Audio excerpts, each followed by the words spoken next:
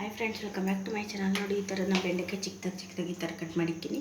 ಇದನ್ನು ಯಾವ ರೀತಿ ಅಂಟಿಂದಂಗೆ ಉರಿಯೋದು ಅನ್ನೋದು ನಾನು ನಿಮ್ಗೆ ತೋರಿಸ್ತಾ ಇದ್ದೀನಿ. ನೋಡಿ, ಬಾಣಲಿ ಇಕ್ಕಿನಿ. ಬಾಣಲಿ ಒಳಗೆ ಕಟ್ ಮಾಡಿರೋ ಬೆಂಡೆಕಾಯಿ ಕಟ್ ಮಾಡಿರೋದು ಹಾಕೋಣ.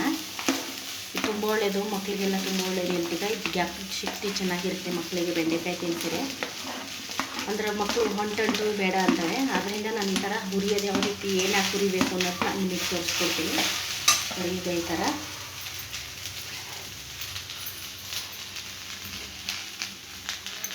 ಈ ಥರ ಹಾಕಿದ ಮೇಲೆ ಒಂದು ಸ್ಪೂನಷ್ಟು ನಾವು ಎಣ್ಣೆ ಹಾಕೋಣ.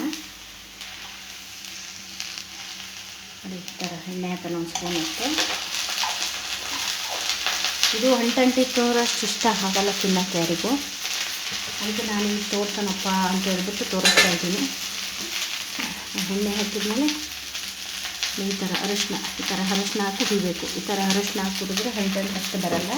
ಅವ್ರ ಮಕ್ಕಳಿಗೆ ತಿನ್ನೋಕೆ ಇಷ್ಟಪಟ್ಟು ತಿಂತಾರೆ. ಮಕ್ಕಳಿಗೆ ತುಂಬ ಚೆನ್ನಾಗಿರ್ತಿದ್ದು, ಜ್ಞಾಪಕ ಚೆನ್ನಾಗಿ ಬರುತ್ತೆ ಮಕ್ಕಳಿಗೆ. ತಿಂತಾರೆ ಬೆಂಡೆಕಾಯಿ. ಈ ಥರ ಅರಶಿನ ಮತ್ತು ಸ್ವಲ್ಪ ಎಣ್ಣೆ ಹಾಕಿದ್ಮೇಲೆ ಈ ಥರ ಮಿಕ್ಸ್ ಮಾಡಬೇಕು. ಚೆನ್ನಾಗಿ ಮಿಕ್ಸ್ ಮಾಡಿಬಿಟ್ಟು ಒಂದು 10 ನಿಮಿಷ ಇದು ಹುರಿಬೇಕು. ಇದು ಅರಶಿನ ಹಾಕೋದ್ರಿಂದ ಏನಾಗುತ್ತೆ, ಅಂಟು ಇರಲ್ಲ. ಇದು ಅರಶಿನ ಹಾಕೋದ್ರಿಂದ ಚೆನ್ನಾಗಿ ಹುರಿಬೇಕಿದು.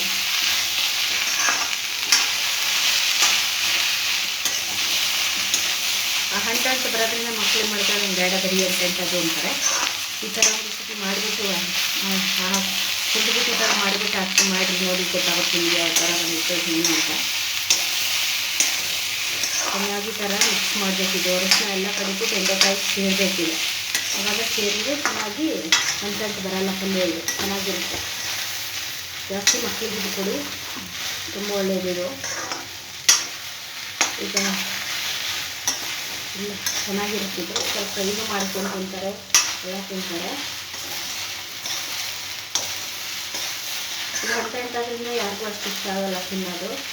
ಇದನ್ನು ತಿಂದರೆ ತುಂಬ ಉಪಯೋಗ ಇದೆ ತಲೆಗೆ, ಮಕ್ಕಳಿಗೆ ಜಾಸ್ತಿ ಶಕ್ತಿ ಜಾಸ್ತಿ ಆಗುತ್ತೆ ಅಂತಾರಲ್ಲ, ಅದರಿಂದ.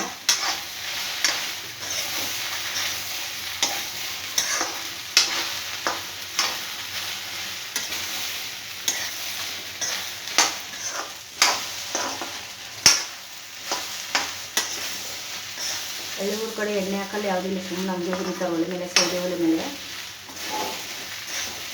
ಚೆನ್ನಾಗಿರುತ್ತೆ. ಊರ ಕಡೆ ಮಾಡೋಕ್ಕೆ ಟೇಸ್ಟ್ ಬರುತ್ತೆ. ಗ್ಯಾಸ್ ಮೇಲೆ ಮಾಡೋದೇನು ಅಷ್ಟು ಟೇಸ್ಟ್ ಇರೋದು ಹೇಳ್ಬೇಕಂದ್ರೆ.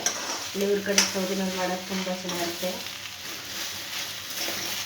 ಈ ಥರ ಎಣ್ಣೆ ಹಾಕೊಂಡು ಮಾಡೋಣ. ಊರ ಕಡೆ ಬರೀ ಹಿಂಗೆ ಬಾಣಲೆ ಮೇಲೆ ಬೆಂಡೆಕಾಯಿ ಹಾಕಿದ್ರೆ ಉರಿತಾ ಇರ್ತಾರೆ.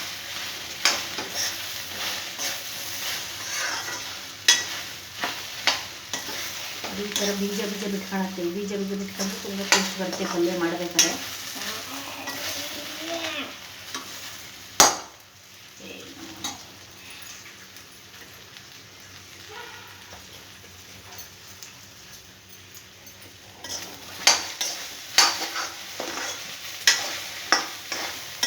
ಅದು ಯಾವಾಗಲೇ ಅಂಟಿತ್ತು. ಸ್ವಲ್ಪ ಎಣ್ಣೆ ಕುದಿಯೋದ್ರೆ ಆಗ್ತಾಯಿದೆ ಇದು. ನೋಡಿ, ಈ ಥರ ಚೆನ್ನಾಗೀಗ ಉದಿದ್ರೆ ಈ ಥರ ಆಗಿದೆ. ಇದು ಲೋಳೆ ಬರಬಾರ್ದು ಅಂತಂದರೆ ಈ ಥರ ಅರಶಿನ ಹಾಕ್ಬಿಟ್ಟು ಸ್ವಲ್ಪ ಆಯಿಲ್ ಹಾಕ್ಬಿಟ್ಟು ಫ್ರೈ ಮಾಡಿದರೆ ಚೆನ್ನಾಗಿ ತುಂಬ ಚೆನ್ನಾಗಿ ಬರುತ್ತೆ. ಲೋಳೆ ಥರ ಬರಲ್ಲ ಇದು. ಅದು ಇದು ರೆಡಿಯಾಗಿದೆ. ಇದು ಅಂಟಾ ಇಲ್ಲ. ಇವಾಗ ನಾವು ಅರಶಿನ ಹಾಕ್ತೀವಲ್ಲ, ಅದರಿಂದ ಇದು ಅಂಟು ಕಮ್ಮಿ ಆಗುತ್ತೆ.